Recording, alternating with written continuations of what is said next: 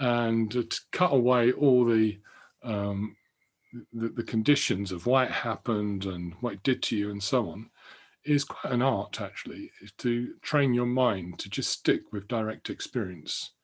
So you may have a direct experience of feeling irritable or even angry, and that may be what your experience is. But then you often add to that, I'm a bad person, I shouldn't be feeling angry. No, I'm not the sort of person that gets angry. Or you add, if it wasn't for that person that made me blooming angry, I wouldn't be angry now. It's all their fault. And so you add on a whole load of other stuff to your direct experience. There's not much you can do about what happened in the past. Nothing you can do in happened in the past. It's in the past. And it often doesn't really occur to people that a lot of the suffering that we cause ourselves is because we kind of just ruminate. We just keep bringing things up and thinking it through again and again, and then worrying about things and so forth. But if you can bring yourself back to just what's the direct experience of what's happening in your mind, which is what you train to do if you do the mindfulness of breathing continually, you're just coming back to being aware of the breathing. I've got a bit more to say about this later on. But mindfulness, it will give you the opportunity of knowing what's going on. If you know what's going on, like if you know you're angry, I can sometimes, maybe I don't these days, but I used to when I was younger. I used to have this terrible habit when I was quite young, like 20, 30, 40 years ago, of waking up in the morning, and I thought I was in a really good mood. And I lived in quite a lot of communities, men's communities, and I was quite well known for irritating people at breakfast. And I used to come to breakfast with a big smile on my face, and then someone would say something and I'd just pull it to pieces with a smile on my face. And then someone once pointed out to me that I'm often quite irritable, but I don't seem to know it. And this was quite a big sort of insight for me. So then I tried to be aware that when I went to breakfast or anything else I did, try to work out what mood I was in, because that was going to affect how I tried to communicate with people and so forth. And sometimes it still may happen, but more often than not, I know what kind of mood I'm in, and I can take, I can think of the wise choice to make when I'm in that mood. So mindfulness gives you this opportunity of choice, really. That's probably one of the main reasons you do it, is so that you know what to do. You know how to live your life. You know how to make your life go along with less pain and suffering, because you make a wise choice, or you don't. If you don't know what you're doing, you probably make choices that can cause other problems, and it could be not very pleasant. It also has a great effect of integrating. We have all these different parts of us. I'm reading a novel at the moment where it's quite funny, it's comedy, and where this character has an angel on one shoulder and a devil on the other shoulder. And then the way it's written, it's just like you can all recognize it. One voice is saying you shouldn't be doing this, and the other said, well, I'm going to. And it's good for you just to break the rules. You shouldn't. You're going to upset people. No, I'm just going to do it. And you can have these like two parts going on. And very often you don't realize how unintegrated you are, because you decide to do one thing. I'm definitely not going to do that, and then you go and do it. And it's kind of because there's a kind of a lack of integration within us of being able to make a choice and then sticking to it. Some people are much more integrated than others, of course. And but it's a useful thing, being integrated, at least being integrated when we want to be integrated. And we could be chaotic at other times and have fun. But you can have more fun when you're integrated, and you can enjoy things more. It also, yeah. And then I'd be, of course, for me, doing the mindfulness of breathing and mindfulness, it led me on to helping to start Breathworks, which I started about 20 years ago with Vidyamala and Ratnaguna, and where we spent a lot of time working out how do you use mindfulness to work with suffering. And that was very, very helpful and very enlightening. And we taught people to the mindfulness of breathing sometimes initially with counting and the 4 stages. We taught them also the metabhavana in 5 stages. Later on, we changed that because we made all the meditations a lot shorter. Doing all those stages wasn't really helpful. So the other practice, the metabhavana, helps us to develop, of course, positive emotions. It helps us, if you're just sitting there for 40, 50 minutes a day, if you sit that long, or 20 minutes, thinking kindly, hopefully, about yourself, thinking kindly about other people, it's going to have an effect on you.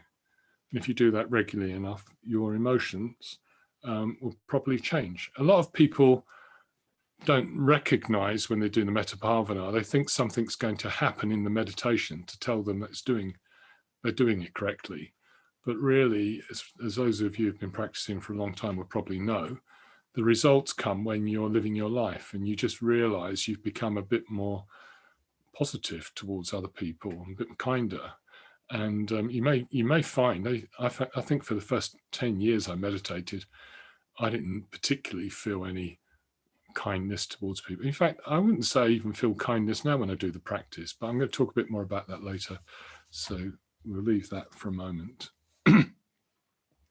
The metabhavana also helps us to just be aware that there are others in the world, so we're not too preoccupied with ourselves.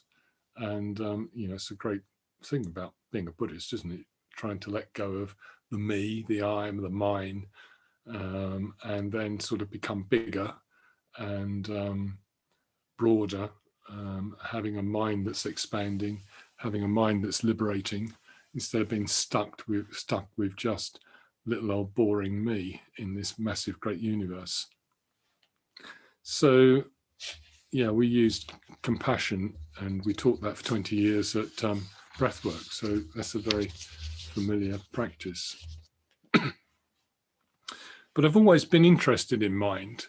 I think on the first seminar I went to with Sangharakshita, which was shortly after I was ordained, it was the outlines of Mahayana Buddhism. And I hadn't a clue really what he was talking about, but it was a Yogacara text about mind and all different types of minds, like 6 or 7, I can't think there's 7 minds. And, he was using the Sanskrit words, and it was incredibly complicated. And but something happened, something was communicated to me or transmitted to me, which was kind of outside the words. But I think at that time, he may have mentioned, or sometime later, when someone asked him, how do you really get to know the mind? Maybe I even asked him the question, how do I get to know my mind? And he said, well, the best way of getting to know your mind is to watch your mind, to be aware of your mind. And I think I spent the rest of and I still do, the rest of my life becoming more familiar with what we call mind. And quite honestly, it is just more and more of a mystery. There is no more clarity than there was. In fact, there's less clarity, but there's more acceptance of the fact that it's just all mysterious, that consciousness and mind, in fact, no one can really define what mind is. There's no science of mind because you can't sort of put it there under the microscope and look at it. And people use the word in all different ways, and even consciousness, all we know is that when something's born, a human being, for instance, it stays alive so long as there's consciousness. And when it's dead, there's no consciousness. So there's this magical thing, mysterious thing, let's say, called consciousness. So it is incredibly wonderful. I even came to realize even mindfulness was confusing and mysterious. And I used to do quite a bit of teaching in the early days of Breathworks, trying to get people to tell me what they thought mindfulness was. And I think I came up with there was about 100 different words that people would associated with mindfulness, which have got nothing to do with the original word of sati. But there's this new trend now, this fad. Probably I was one of the people that helped to start it, called mindfulness, the mindfulness fad. And it's all very popular. I don't know if I did the right thing really, but at least we help people with it. So I think it's okay. But I've gradually learned to, get to know my mind, thought a lot about compassion. And compassion of course, comes from when we have an experience of metta. Karuna comes about when our metta encounters suffering. We have a feeling of compassion. Again, it's very, very difficult to understand compassion because you just kind of move, don't you? You know, if you see someone who's not threatening, so I wouldn't say someone like, you know, someone who's, you know, just got a bottle in their hand and they're drunk and they fell over, you might not move to help them up. But if it was, you know, an old lady or an old man or a child or something that fell over, you'd probably find that the part of you was moving already towards them before you even thought about it. So it's as though compassion isn't dependent upon thinking. It's sort of, it seems to be quite mysterious, really. We just do it. Sometimes people, you know, jump into rivers, risk their life to save someone else, and they lose their life sometimes. It's sort of not always a logical thing to do, but nonetheless, it seems to be part of our being, having compassion. So I learned these two meditations and come to appreciate them more. I think I've come to appreciate the mindfulness of breathing more because it has the effect, certainly just breathing, just being aware of your breathing has the effect of calming you.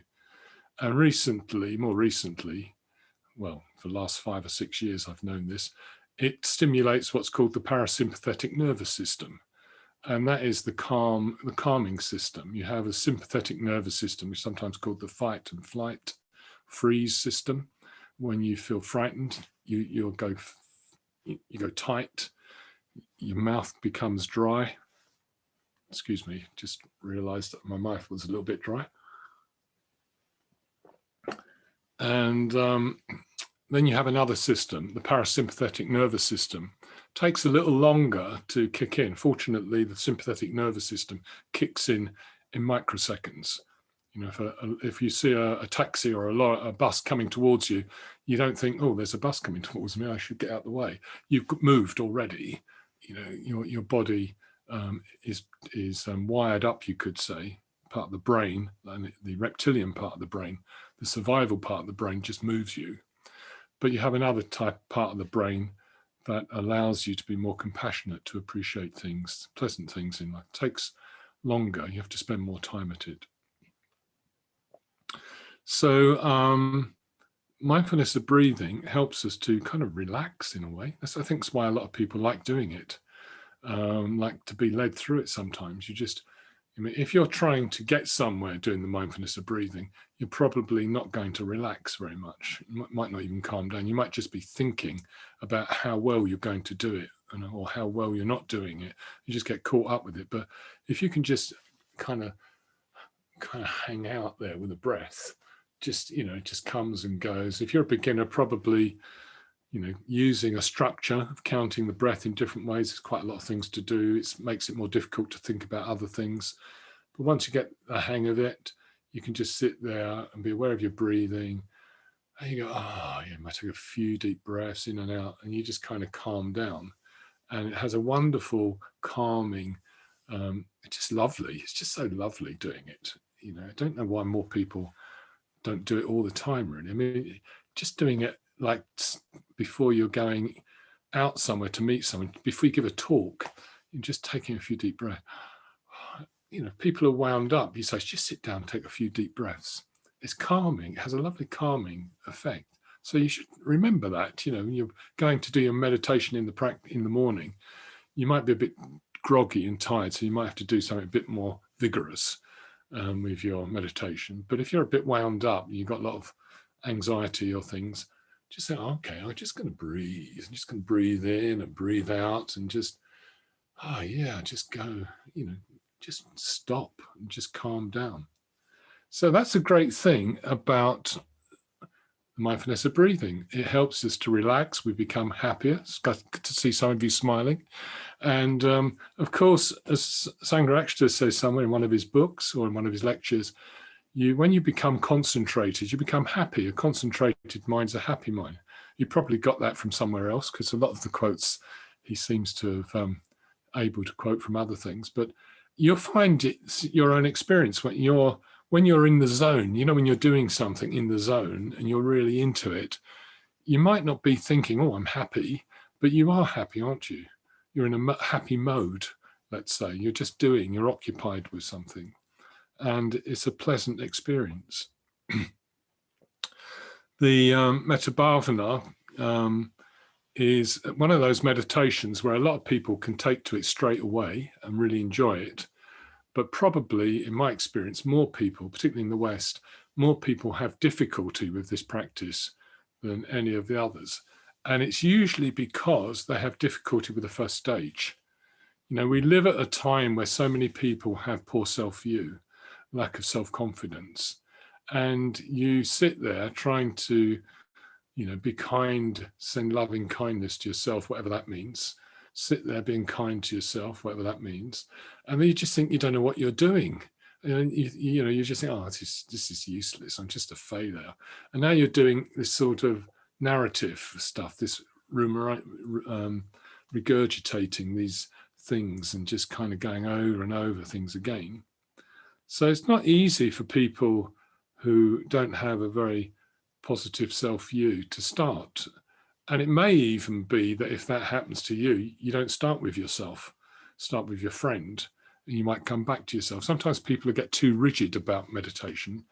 It's good when you're a beginner not to keep chopping and moving around and trying out new things. But once you've been meditating for a few years, I mean, I've known people that have meditated for 20 years and they've given up doing the Metta Bhavana because nothing happens.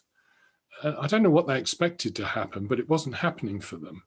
And it may be they don't actually sit down and think about, well, what is it supposed to happen? And maybe nothing's supposed to happen. Maybe that's what happens, nothing. But maybe I've got a few other clues to what might happen in a minute. So yeah, if you can't feel kindly towards yourself, it's very difficult to feel kindly to other people. Last year, in November, I was on an online retreat and I had a group. And in the group, someone said they found doing the Metta Bhavana really difficult because there's so many people suffering at the moment, so many people having difficulties and experiencing so much suffering. And they just felt they couldn't really, you know, care about themselves really. And I had to give a talk last night to some Breathworks people, and I suggested that one of the things we could all do to help the current difficulties, you know, we all want to help, don't we? We all want to help people, but, you know, we're told to stay at home and you can't really go out and help people. I'd like to go and work in a vaccination centre and just sort of herd people around. Kind of like that idea. Probably because you could boss them around. So you just get, no, stand back and all right, you can go now. And it's just a nice job to see them smiling, you know, got vaccinated, they're safe now. Well, they will be in 3 weeks, I hope. And I'd like to do that, but no, I have to stay at home. Anyway, they're not going to let a 70-year-old do that sort of thing. So I kind of have to sit at home. And it occurred to me that the best thing I could do is make sure that I'm all right. Because if I'm not all right, I'm going to be a burden on the health service. I'm going to be a burden on other people. I've got some children, and I'll be a burden on them. They'll be worrying about me. They can't come and visit me, can't help. And I thought, well, actually, you know, if you can't do the first stage of the Metta Bhavana for yourself, well, do it for everyone else. You know, look after yourself for everyone else, because if you don't look after yourself, they've got to look after you, or someone has. And that's just a burden. So, you know, if you're not feeling that good about yourself, just think, well, okay, well, I'm just going to resource myself. I'll do some breathing. I just sit here and calm myself and be a bit more cheerful. And you know, that'd be good. And you probably feel you're helping the world in that way. So it's a great way of helping the world. Just a little bit of insight I developed yesterday. And but I really think actually the Metta Bhavana is about something much, much deeper.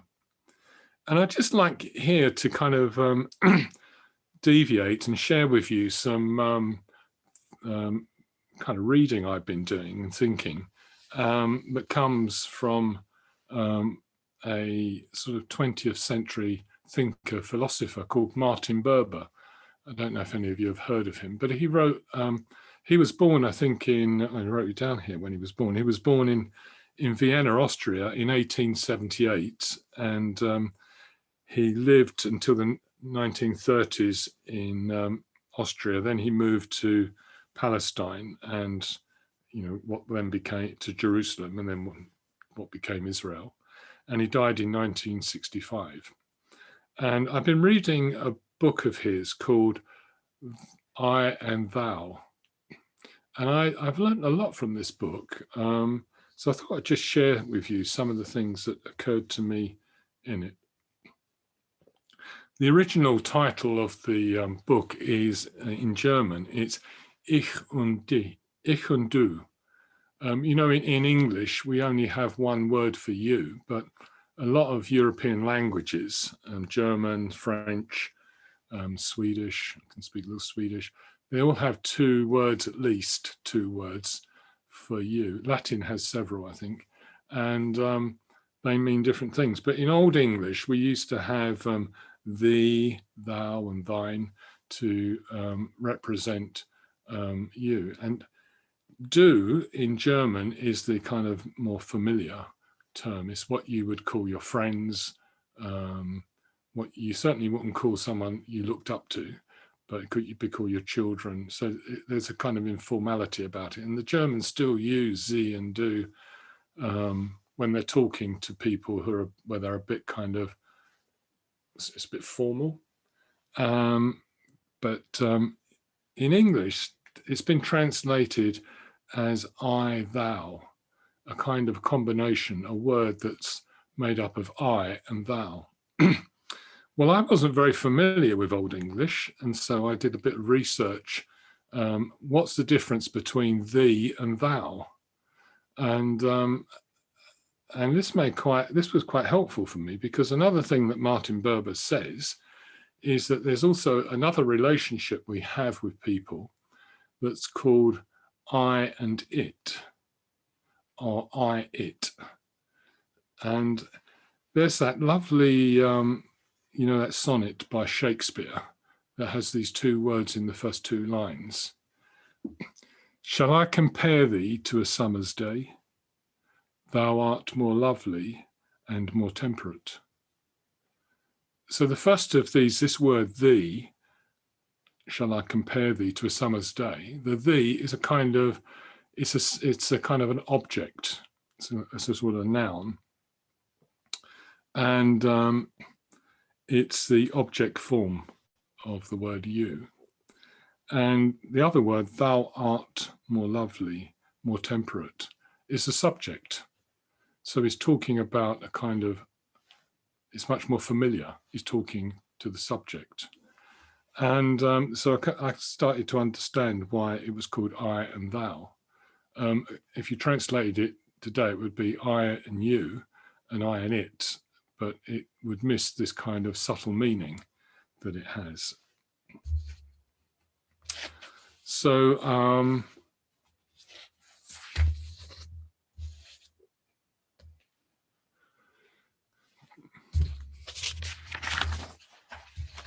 got some notes here. A lot of the time when we practice the metta bhavana, what we're doing is we're looking at other people often as objects. And what Martin Buber explains in his book is that when you see others, or you see yourself, or you see anything as an object, you can break it down into parts. If you see an object, it's got a size, it's got color, it's got all different parts. If it's a human being, there's things you like about them, things you don't like about them. If you try to see another human being as a subject, you stop breaking them down into parts. And it also breaks down the dichotomy of the polarizing effect of I and them, because they are really an it. It's I and it very often. And he makes a really big case for trying to see not just other people, but other things, phenomena, let's say, as more as subject rather than object. And to do this, you have to stop thinking, because as soon as you start thinking, you then have objects. It's just how a lot of our thinking works. It works with language, it works with lineality through time, it works with logic. So when we think, we're often, most people, not everyone, but most people are thinking with the 3 L's, as Ian McGilchrist calls them, logic, language, and lineality. And when we're doing the metta bhavana, it doesn't help at all to be thinking about people as objects. What one's trying to do is kind of have a relationship with the other person. And when you have a relationship with a person, when you have a feeling, what you could call love for another, where you're not thinking, oh, I love this person, because if you think that, you're treating them as an object. But if you're with them, or you bring them to mind and they're just there, you don't need to think about them, you're just relating to them. There's something, as it were, flowing between you and them. And it can be extremely rewarding, can't it? It can be very, very wholesome. If you're all Buddha-filled people, I guess, because this is a Buddha-filled webinar. So you're all, I assume you like fields, right? And you like to find the Buddha in the field. And what do you have in fields? Well, you have nature, right? So you can go out and find nature. But there is no nature, is there? There is no object called nature. You can have a relationship with nature. Do you know what I mean? You know what nature is, but you can't say what it is. And whenever you try, you feel like you haven't really done it. You say, well, there's a nice tree. Well, was that nature? Well, yeah, it was growing. Well, there was a trunk and branches and light and things, but it's not really nature. There's something more. But you can have a relationship with nature if you allow yourself to, if you stop trying to analyze what it is you're having a relationship with. I'm a terrible thinker. I have to think everything through. And I drive Vidyamala up the wall sometimes, because when she says something, I don't do what I should do. Is just say, oh, that's interesting. I sort of say, well, hey, are you sure of that? How do you know? Have you got any data on it? And she sort of doesn't particularly, it's not really what she wanted, actually. She wanted to have a relationship of me saying, oh, yeah, that's interesting. I might have all these thoughts. And I think she would rather I kept all those thoughts inside rather than outside. And she sometimes tells me, she says, inside thought. And so she's got me, helping me to work with this. And I'm really beginning to understand that a lot of my life, I've just been I was going to say a pain in the butt. I was going to use another word, actually, but you know what I mean? A pain in the butt, and just irritating people, because, I thought I was being helpful. Someone would tell me something and I'd just be awkward and just say, well, how do you know that? What do you mean by that word? They, before they've even kind of been able to kind of plug in with me and communicate, I block them. And another thing I'm very good at is I'm good at polarizing. So I learned this from my parents. They used to argue a lot. And I worked out that my dad used to do it as a sport. Whenever he asked me a question like, oh, which way did you come to visit me, son? I tell him, he said, what did you come that way for? That was a stupid way to come. And now go a different way, the way he told me next time. And he said, what'd you come that way for? And I thought, what's he doing? And then I worked out it's just a sport. And then I realized the worst thing is I do it too. Someone says something, and for the fun of it, I just want to disagree. And I don't really want to wind them up. I just want to have an argument, like, well, how do you know that? How do you know it's green?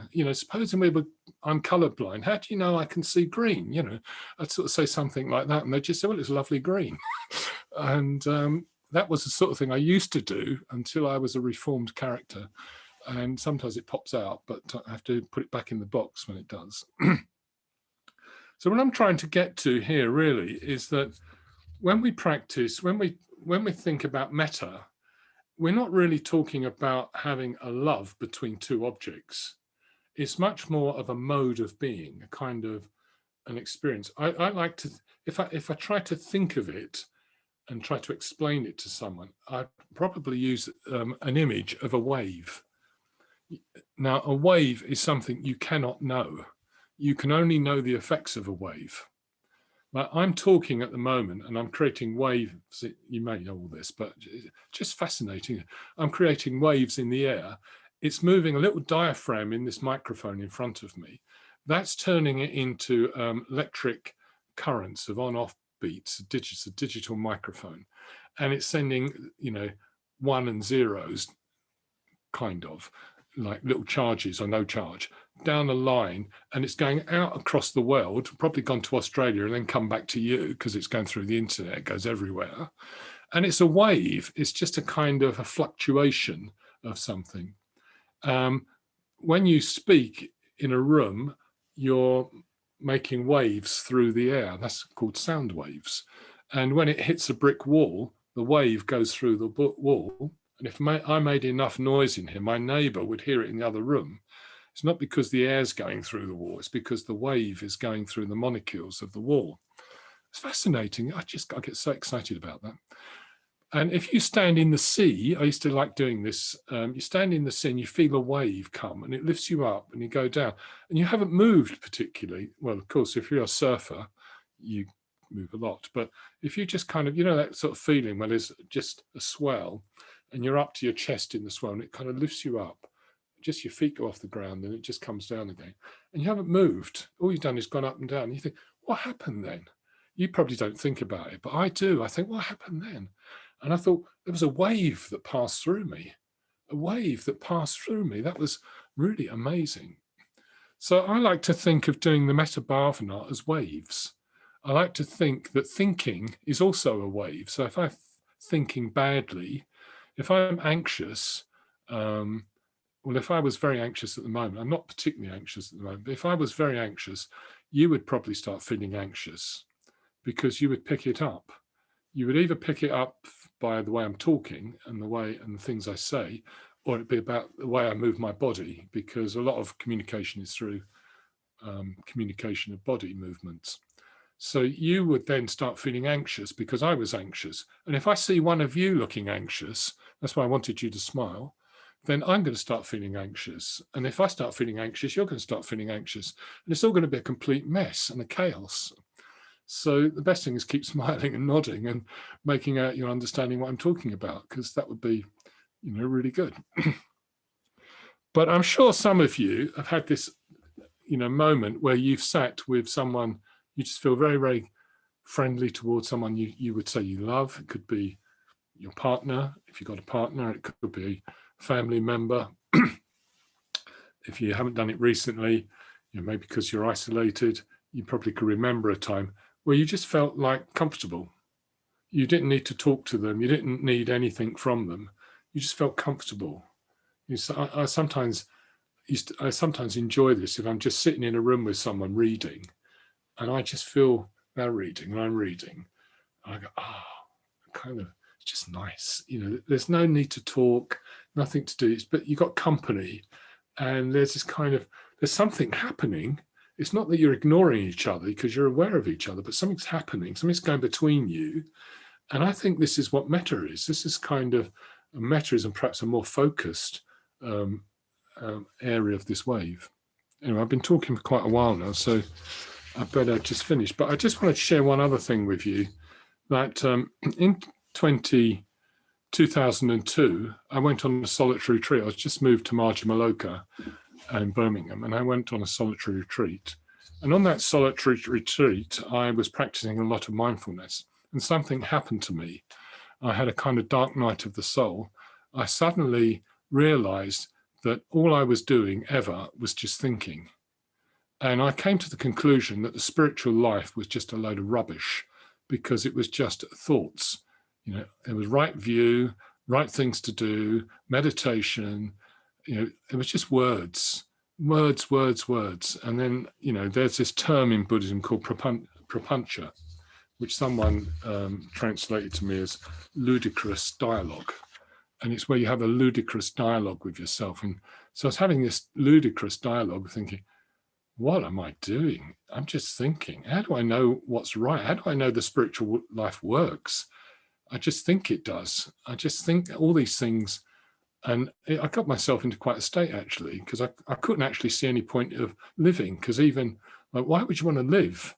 because, you know, you have to have some thoughts about there's something good about living. I wasn't feeling suicidal, but I couldn't figure out why anyone wanted to live, because it didn't seem any logical reason. And in the end, I thought there was something seriously wrong with what I was doing, and I didn't know what to do. But I then thought, well, why would I go on living? And then I thought my children, my grandchildren, my friends, Vidyamala. I just started a relationship with her. And I thought, well, they would all be upset if I didn't, if I wasn't living. And I thought, you know what? I think the best thing to do in life, the only thing that I can be completely confident about, and I said to myself, yeah, you're just thinking this, but I could also feel it as well, was to care. So I kind of turned my life around. I gradually, I told Vidyamala I'd like to be her carer. She's, you know, was quite severely disabled at the time, and she needed a lot of help. She still does. I still am a carer in many ways. She was in a lot of pain. And I kind of decided to move from being a public preceptor, kind of having a bit of status in the movement, people seeking me to, you know, talk about things that were important and sometimes trying to convince me they were ready for ordination and so on, to being a nobody and just, you know, someone who just did the washing up and the washing and hung up the underclothes and did all the, you know, chores. And I found it really rewarding. In fact, I would say at that point in my life, like just over 20 years ago, that something happened to me that was really significant. Most of my life, I've always had this feeling in the background, there was an emptiness, there's a big hole. And I was always distracting myself from this hole. I was always doing things so I didn't have to face up to this hole. But it took me a while to realize that, I think it was about 5 years, and I suddenly thought, I haven't been feeling this emptiness for about 5 years. And then I kind of worked out, it went back to more or less this time when I decided, and perhaps there wasn't one moment in time, but when I decided to start caring for people instead of caring for myself. And so, you know, I'm very aware that metta bhavana, and I think caring is a way of expressing one's metta. And I think when you can feel yourself fill up with that, then you begin to feel there is something far richer than you're really in touch with, that you're actually just blocking yourself off from it. You know, it's said in some forms of Buddhism, it's particularly in the southern schools of Buddhism, if you can just clear your mind of stuff, there's a good chance that the Buddha essence will kind of manifest. Now, I don't quite know what that means, but it does feel like that often, that one's just completely full up with stuff and you're just not able to see where you're going, and you're just carrying so much with you wherever you go. And it's just, it's not a very nice way to live, really. But when you're in touch with metta, when you're trying to develop this sense of what Berber calls the I, thou, the relationship, the wholeness, the holistic way of being with things, then something else happens that is extremely valuable. Something new is kind of, which actually we're all familiar with. We've all had an experience of it at some point, but it's not very permanent. It kind of comes and goes. But we don't perhaps give it enough attention. We probably think that thinking is more important. Intellectual reasoning and understanding will get us somewhere. But in the spiritual life, it will only help us to get somewhere, probably to the point where you realize it's not really helpful anymore. And then something else will break through. When that something else breaks through, you can understand why in the Itivuttaka, the Buddha talks about metta or maitri as something that shines, it glows. And Bhante uses the word blazes forth, which isn't the same as other people's translations, but I think it actually captures far more this feeling of what is happening to us when we can really start opening ourselves up to allow this kind of wave, this relationship to happen with other people. It doesn't have to be in a special situation. I was thinking of Chris, so I'm good friends with Chris, and he's asked me to be his Kalyana Mitra. And I was thinking of going for a walk with you, Chris. And, you know, when I go for a walk with Chris, I realize I don't see Chris anymore. I'm just with Chris. And probably Chris doesn't see me. He's just with me. You know, we're there and we're communing with one another. We're kind of melding into each other without even touching, but we're just not thinking, oh, there's Chris, he's so big, you know, what's he talking about now? Do I agree with that? We just have this lovely time walking down the road, talking. And really, you know, sometimes I think some of the stuff I talk to him about is a load of rubbish, really. I don't know how he puts up with it, really. But I suspect behind it all, it doesn't really matter what I'm talking about. It's just that we're together. And maybe that's a better way to look at it. You know, maybe I won't talk so much, just walk down the road quietly with him and he might be pleased. Oh, he's laughing now. So that was probably touched the button there. So yeah, there's something that will burst forth from our heart. And I think that's why this is the heart of the Dharma. So this talk went on much longer than I expected it to, but that's because I got a bit carried away. So I'm sorry about that. Well, I'm not really. And if you want to, we can have a 10-minute break and then I'll just lead you through a meditation to find posture.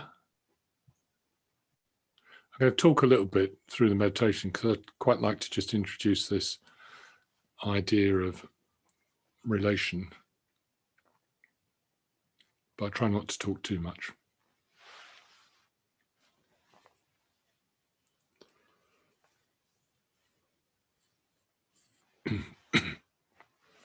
So yeah, if you want to lie down, if that's going to work for you, do that. I can see someone doing that, it's lovely. Just do what you need. And then gradually just begin to become aware of your body. And if you feel your body needs to rearrange itself somehow, if you've got any pain, difficulties, just adjusting the physical body to alleviate it as best as you can.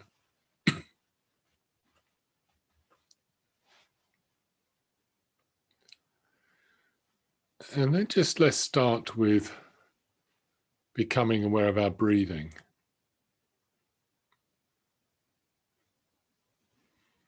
And just watch what you do when you become aware of your breathing.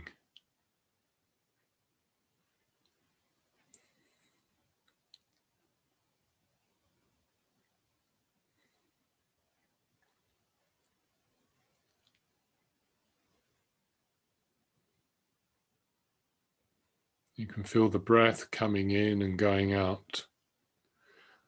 But if you see it in that way, what you're doing is treating the breath as an object and yourself as an object.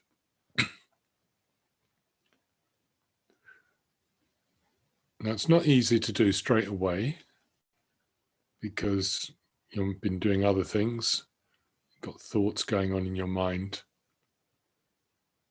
But as you begin to settle, just see if you can be breathing. Not me breathing, just breathing. There's no breath, there's no you, there's just breathing. You are breathing.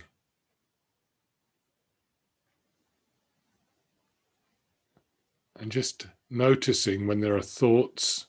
There's not much you can do about thoughts. Thoughts are called vipakas, they're fruits of karma because of you've been thinking something previously or at some point in the past. But thinking is a karma, it's active, it creates often more thoughts.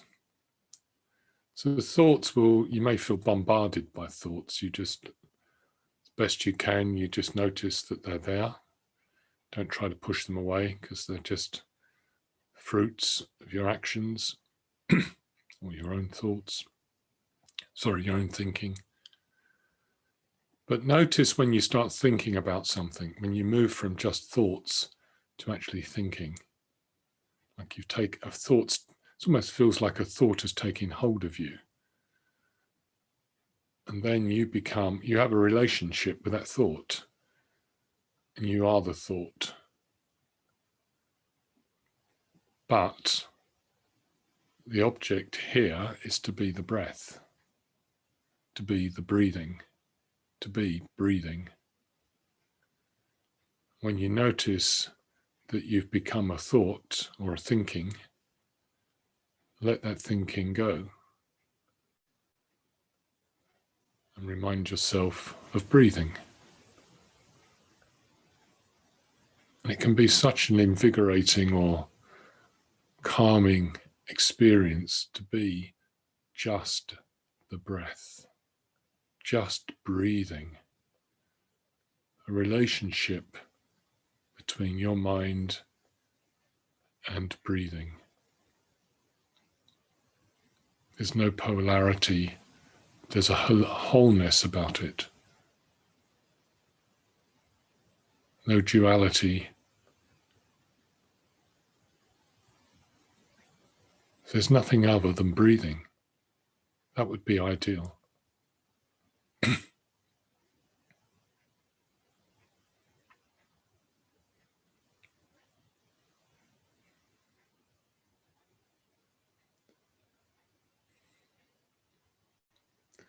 And then gradually become aware that actually I'm breathing.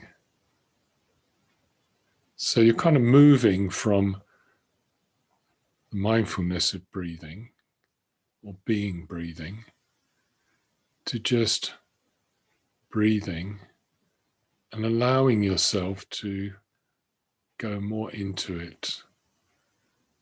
This is a way of kind of giving yourself metta, you could say. I say giving yourself metta. You've got two objects. You've got yourself and then this object metta, and you're giving it. But if you can kind of rise up above that and just be metta, just be love, loving kindness, don't even feel it, because a feeling will just make you into an object. There's just loving kindness, a relationship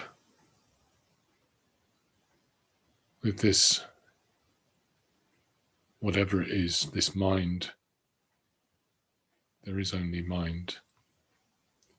Let going of all the thoughts that are unwholesome, enjoying the sense of liberation, freedom.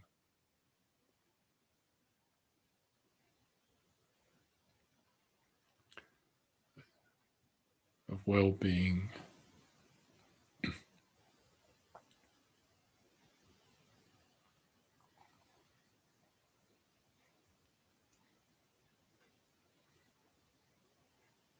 If you're not sure what to do, just stay with the breathing.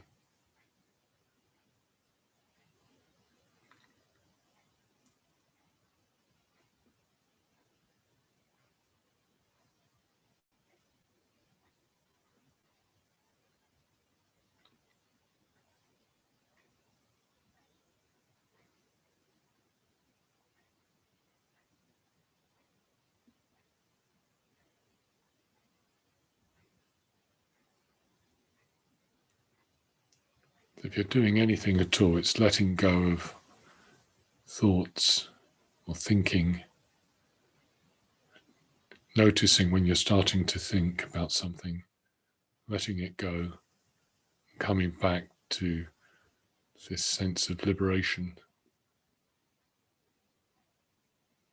freedom of just breathing, being alive, being conscious,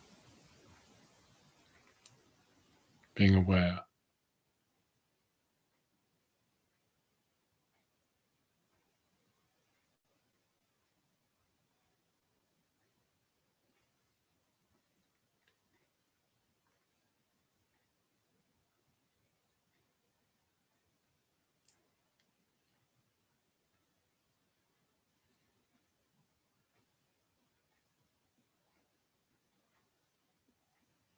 And one of the good things about the metta bhavana, it kind of acknowledges that it's difficult to stop thinking.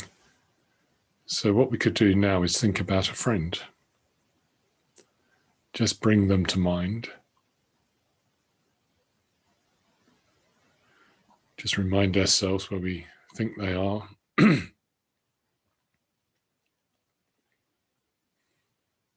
We don't know exactly where they are, perhaps, or we don't know what room they're in, or we don't know what mood they're in. But we know we love them. We enjoy being with them. And you could, in your kind of imagination, allow yourself to breathe with them. You could almost imagine being their breath, them breathing, you breathing. There's just this relationship that's breathing.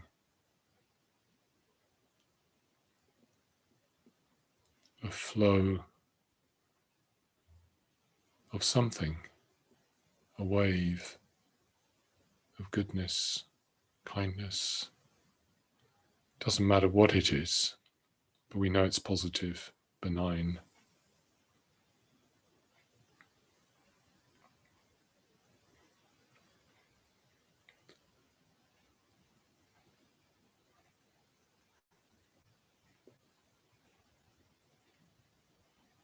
And again, just noticing the thoughts, then they come. If you need to think positive things about your friend.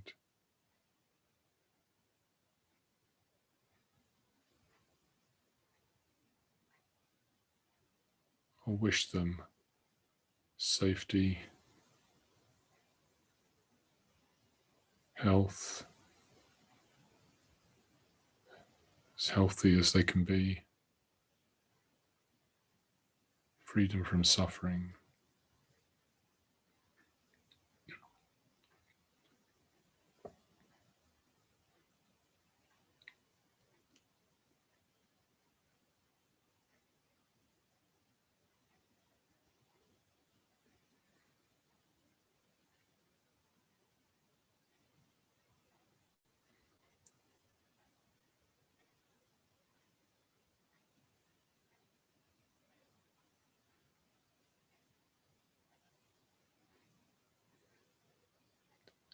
And then we can bring to mind this person who represents, in a way, all other people, called the neutral person. Usually we see them as an it, an object. But they're a human being. We can have a relationship with them. Sometimes we do. It may be someone at the supermarket, someone at the cashier at the till, someone just happened to smile and acknowledge that moment when you smile. You stop seeing them as an it, an object, but you suddenly, for that moment, have a relationship with them. Something flows between you. If only we could hold on to that, not tightly, but allow it to manifest. And if we need to, we can think that person well. Think that person being happy, free of suffering, being safe at this time, able to cope with all the difficulties they may be facing.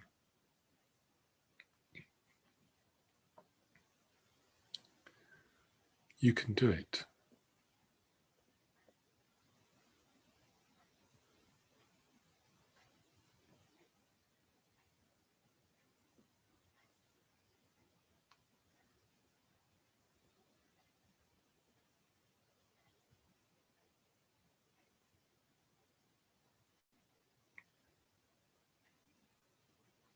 Just breathe with them.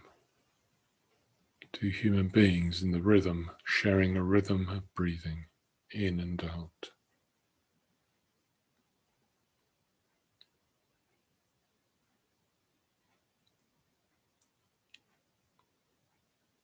all the things you want, of being free of suffering and happy, they too want.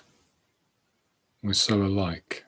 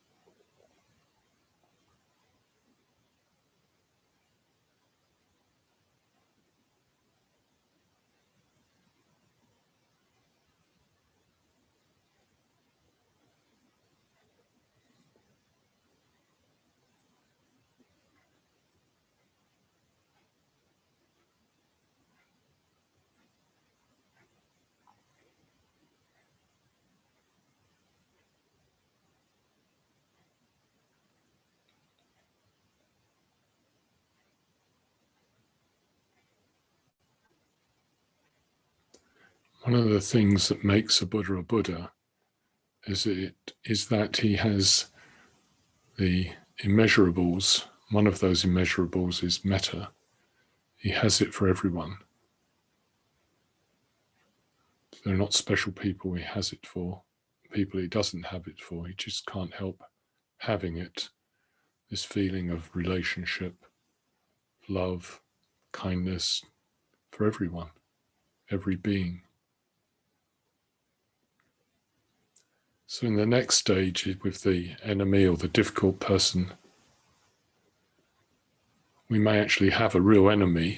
That would be someone who's after us, who's always trying to hurt us or trip us up or make life difficult for us. Mostly we have people we just find difficult. Mostly it's us who's doing the finding them difficult. They may do irritating things, but we make it worse by wishing they wouldn't, being preoccupied with how to deal with it, what to do about it, wishing it would go away. It's a bit like wishing the lockdown would go away. It's not going away now. It's not going away tomorrow, next week. You could just be either sitting all the time wishing it's going away, this person would go away, leave me alone. But they don't. It's a bit like having a pain in the body that you can't get rid of. You have to learn to live with.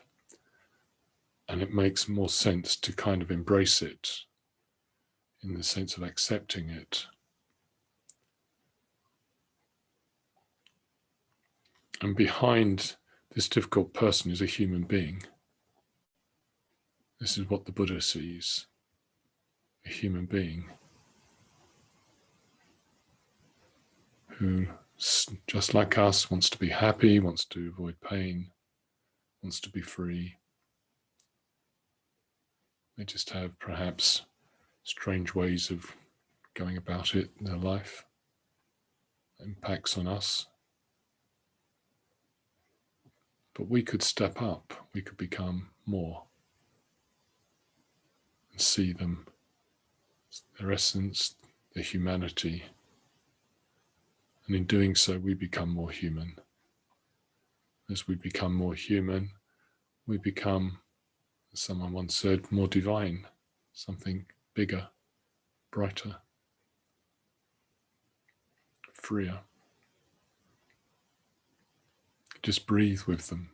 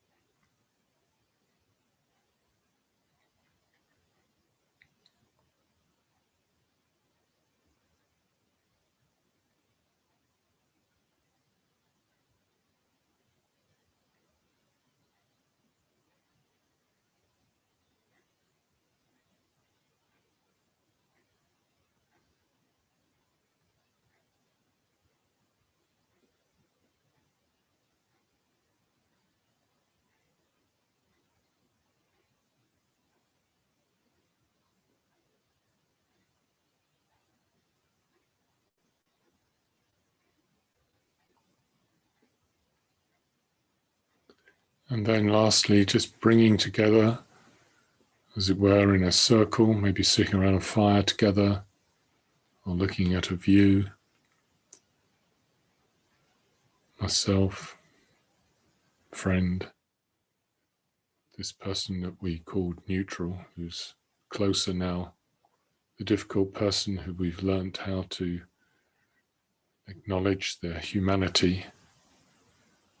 We could perhaps just imagine we're all together.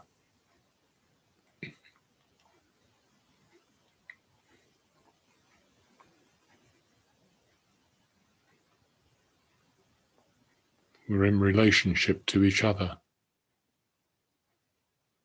just breathing, letting thoughts drop away, letting thinking slow down, become still.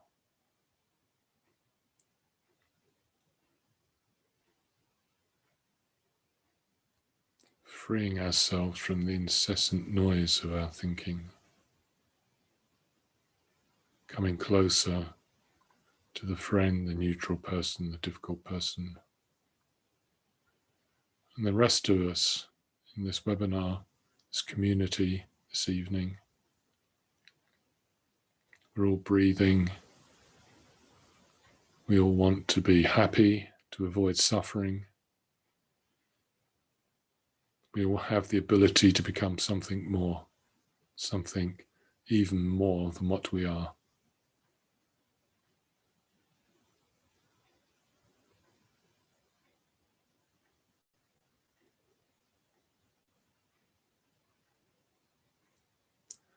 And then all the people around us, so many people are unhappy these days, find life really difficult, in some ways have been confronted with themselves, a lot of people. Others are suffering through illness. Many are suffering through fear.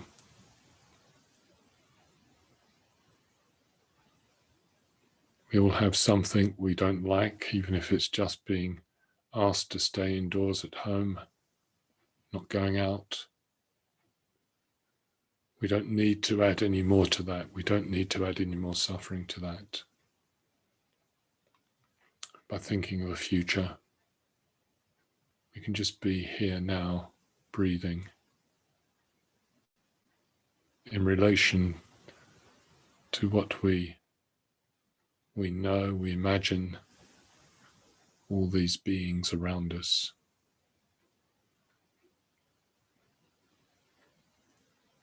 We can't really see them, we can't even feel them, but we share something with them. We're all human beings, we're all breathing.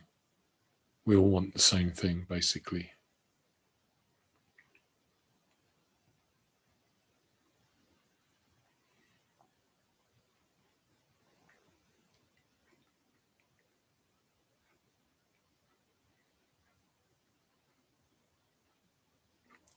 In some mysterious way, we're all affecting one another.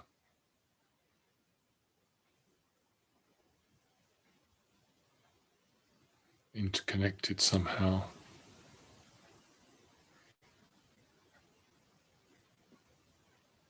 Even though there's really, according to the Buddha's teaching, no things to connect to, just relationship, flow, if you like, a flow of love.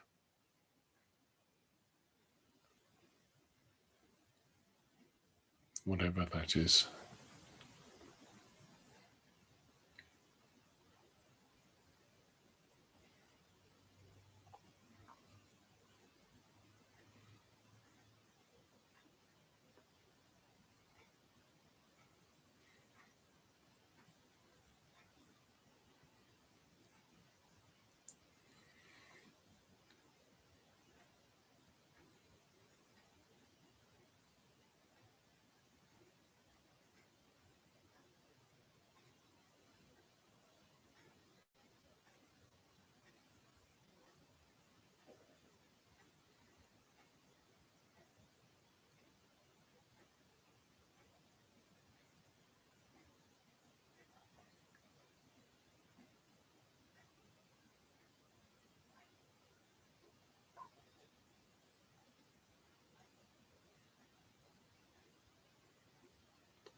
And just as we finish, I'd just like to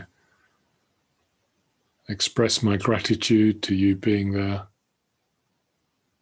I don't know whether what I've said this evening makes much sense, but sometimes it's more important that is what's transmitted between us, from me to you, and from you back to me.